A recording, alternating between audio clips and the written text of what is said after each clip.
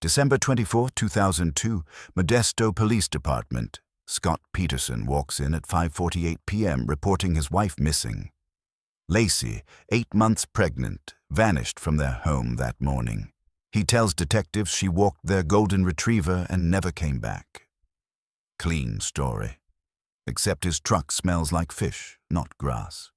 The bed is loaded with fishing gear, rods, tackle, a boat he bought 2 weeks ago, with cash. One detective notices something else. A single gold earring wedged between the seats. Not Laci's.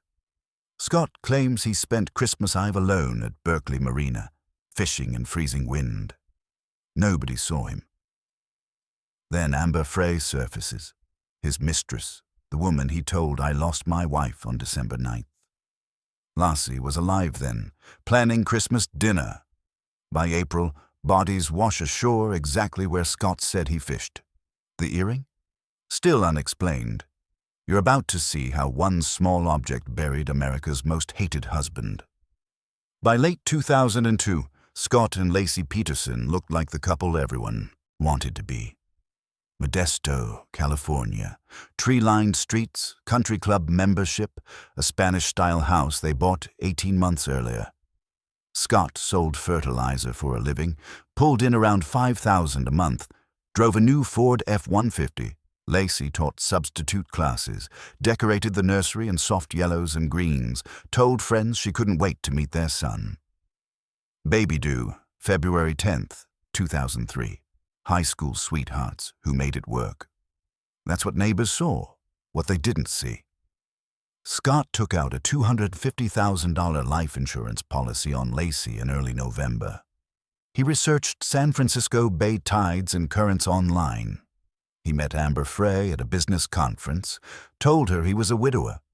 Laci was 7.5 months pregnant when he said it. The nursery sat half-finished, crib still in the box, paint cans stacked in the corner like promises nobody kept. Perfection is always performance. But Scott told someone Laci was already dead. 2 weeks before she vanished, December 9th, 2002, Fresno. Scott Peterson meets Amber Frey at a company event. She's a massage therapist, single mom, looking for something real.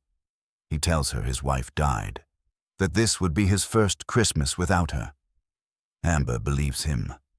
Laci is alive, planning the holiday menu, shopping for baby clothes, texting Scott about what time he'd be home. Scott buys a 14-foot aluminum fishing boat for $400 cash on December 9th. Same day he tells Amber he's grieving. He stores it at his warehouse, tells nobody. Online he searches San Francisco Bay currents, December tides, how long does it take a body to surface. Receipts show he bought 90 pounds of concrete mix, anchors, rope. Amber falls hard. They talk every night. Scott spins stories about business trips to Paris, family tragedy, plans for the future. The boat receipt stays hidden in a tackle box under work gloves and lures, ordinary enough that nobody would question it. Lies work best when wrapped in grief. 2 weeks later, his prophecy comes true. December 24, 2002, 5:17 p.m., Scott calls Laci's mother, Sharon Rocha. "Is Laci there?" he asks. His voice sounds calm, almost flat. Sharon says no. Scott tells her Laci went to walk the dog that morning, never came home. He says he spent the day fishing at Berkeley Marina, about 90 miles away, came back to an empty house. Neighbors found Laci's golden retriever wandering the block around 10:30 a.m., leash still attached, dragging on the pavement. Scott's timeline falls apart immediately. Fishing gear in his truck is wet, but he also claims he mopped the kitchen before leaving. Detectives arrive. They process the truck, rods, cooler, boat keys. Wedged between the passenger seat and center console, a single gold earring. Small, delicate, expensive-looking. Not Laci's style. Her jewelry box at home doesn't match it. Scott says he doesn't know where it came from. Modesto PD bags it as evidence, photographs it under fluorescent light. The first story is never the whole story. Scott's phone shows 69 calls to a woman named Amber.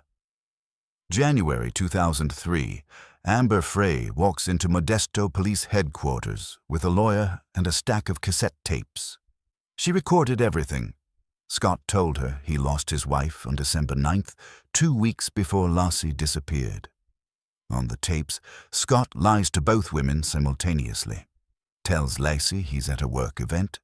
Tells Amber he's traveling in Europe for the holidays. While search parties comb Modesto parks and the Stanislaus River, Scott calls Amber from candlelight vigils, pretending he's in Paris. Amber agrees to wear a wire. Detectives listen as Scott spins elaborate cover stories, his voice smooth, confident, never cracking. He tells Amber he wants a future with her, that he's ready to move on. Meanwhile, Laci's face is on every news channel, CNN, Fox, local stations. Amber holds a press conference in late January, announces she had no idea Scott was married. The tapes stack up in the evidence room, labeled by date, each one a layer of calculated deception. Every liar needs 2 phones. But the gold earring still doesn't match Amber either. January through April 2003. Modesto Police tail Scott Peterson 24 hours a day. GPS tracker on his truck shows trips to the bay. Storage units, ATMs.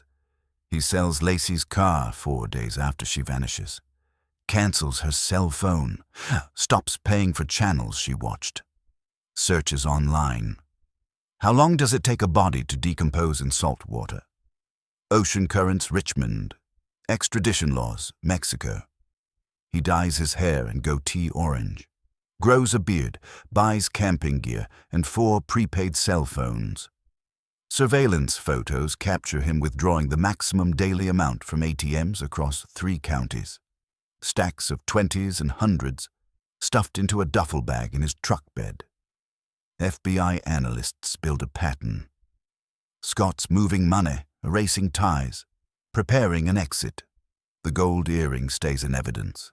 Logged, but unexplained. Detectives ask him about it twice. Shrugs. Says maybe it belonged to a friend who rode in his truck months ago. He can't remember who. Guilty men always have escape plans. Bodies haven't surfaced yet, but Scott's already running. April 13, 2003, Point Isabel Regional Shoreline, Richmond. A couple walking their dog along the bay finds a human torso washed ashore. The next day, a tiny body appears a mile north. Forensics confirms Laci Peterson and her unborn son, Connor. Laci's body shows signs of severe decomposition, missing limbs. Baby Connor was expelled from the uterus post-mortem, still attached by umbilical cord. Concrete residue found on remains. FBI links it to the type Scott bought in December, 90 pounds from a Modesto Home Depot.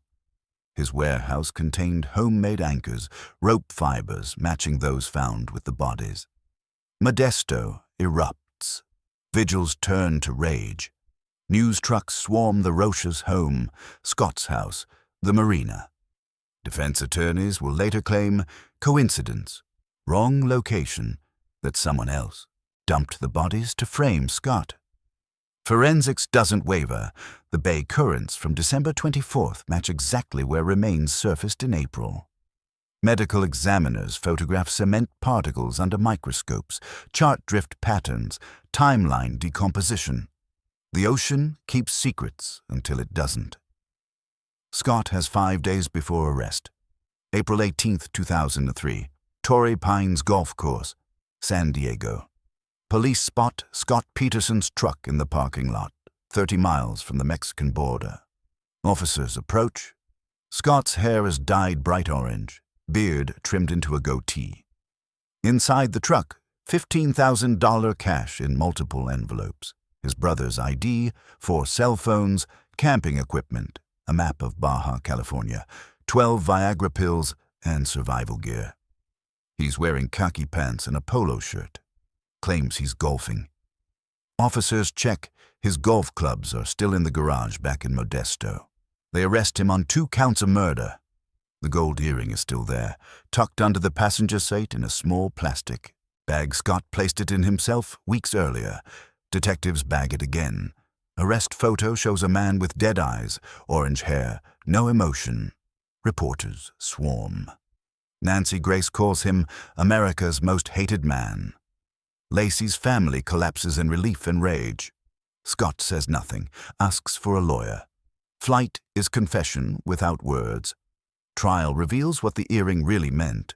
June 1, 2004, Redwood City Courthouse. Scott Peterson's trial begins.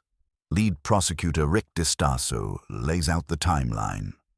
Affair with Amber starting November 2002, boat purchase December 9th, internet searches on bay currents, Laci's disappearance December 24th, bodies surfacing exactly where Scott claimed he fished. Amber Frey testifies for 8 days. Jurors listen to recordings, Scott lying to her while search parties hunt for his wife, telling her he's traveling Europe while standing at Laci's candlelight vigil. Prosecutors theorize Scott strangled Laci on December 23rd or early December 24th, loaded her body into the boat with homemade concrete anchors, drove to Berkeley Marina, and dumped her in the bay. Motive: life insurance, freedom, Amber. Court TV broadcasts every moment. America watches, transfixed. The jury sees Scott lying to Amber, smiling at vigils, researching body decomposition. Defense attorney Mark Geragos argues there's no physical evidence, no blood, no weapon, no witnesses. Prosecutors counter with circumstantial avalanche. Juries don't convict on evidence alone, they convict on heartlessness. Defense claims no body means no proof. Mark Geragos presents the defense. Laci was kidnapped by strangers, possibly homeless people who later framed Scott by dumping her body in the bay. No evidence supports this. Witnesses testify Scott researched online how long does it take for a body to surface in salt water on December 8th, 16 days before Laci vanished. Browser history printouts cover tables, search after search circled in red by prosecutors. December Bay currents, coldest day to fish. Extradition laws. The gold earring finally gets explained. A woman named Janet Ilsa testifies she met Scott at a Fresno bar in late November 2002, went home with him, lost an earring in his truck. She had no idea he was married. Prosecutors argue Scott kept it as a trophy. Evidence of a pattern. He collected women, lies, exits. Scott claims he didn't know it was there, that he forgot about her. Defense collapses under the weight of small lies stacked into mountains. Google searches are modern confessions. Closing arguments stretch 4 days. The jury deliberates 7. November 12, 2004, 1:37 p.m. The jury returns. Guilty, first-degree murder for Laci. Guilty, second-degree murder for Connor. The courtroom erupts. Laci's mother, Sharon Rocha, sobs into her husband's shoulder. Scott stares ahead, jaw tight, no visible emotion. Reporters sprint to cameras outside. Protesters chant. Defense promises, appeals. December 13, 2004. The same jury recommends death penalty. Judge Alfred DeLucchi sentences Scott to death row, San Quentin State Prison. CNN covers it live. Nancy Grace declares justice served. Laci's family reads impact statements. Sharon's voice cracks describing the grandchild she'll never meet. The daughter stolen on Christmas Eve. Scott maintains innocence, claims he's been framed. Courtroom sketch artists capture him expressionless as the judge reads the sentence. The gold earring sits in evidence storage, labeled Exhibit 14G, a footnote in a case built on lies and currents. Some men believe they're smarter than grief, but even death row doesn't end this story. San Quentin, 2004-2024. Scott Peterson sits on death row for 16 years. Appeals filed, denied, refiled. In 2020, the California Supreme Court overturns the death sentence due to jury selection errors, but upholds the conviction. Scott is sentenced to life in prison without parole. He maintains innocence. By 2022, he's claiming a satanic cult kidnapped Laci, a theory with zero evidence. Documentaries air. Podcasts dissect every detail.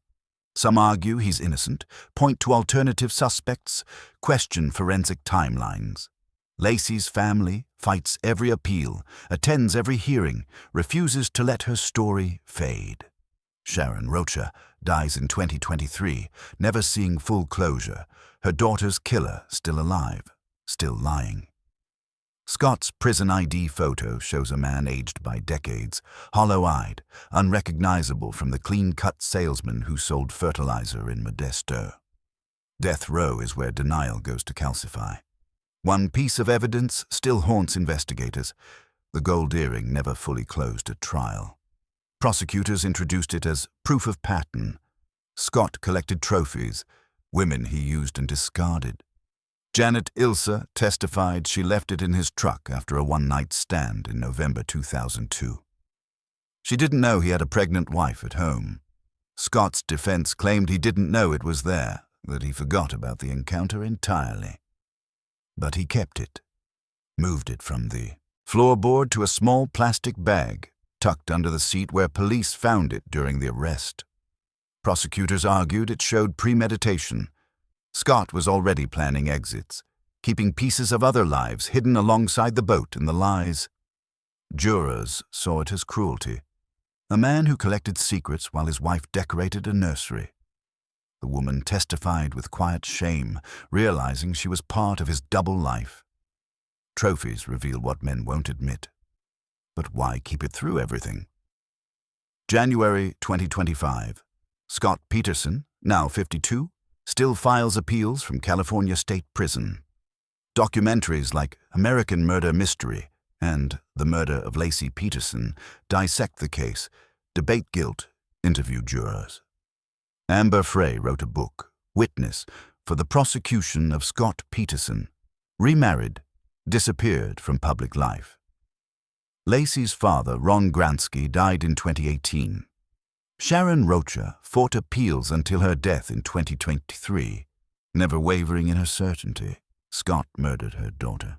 The gold earring sits in Stanislaus County Evidence Storage, sealed in a box labeled Peterson, Scott Lee, Exhibit 14G. Same object that started as mystery now proves a pattern.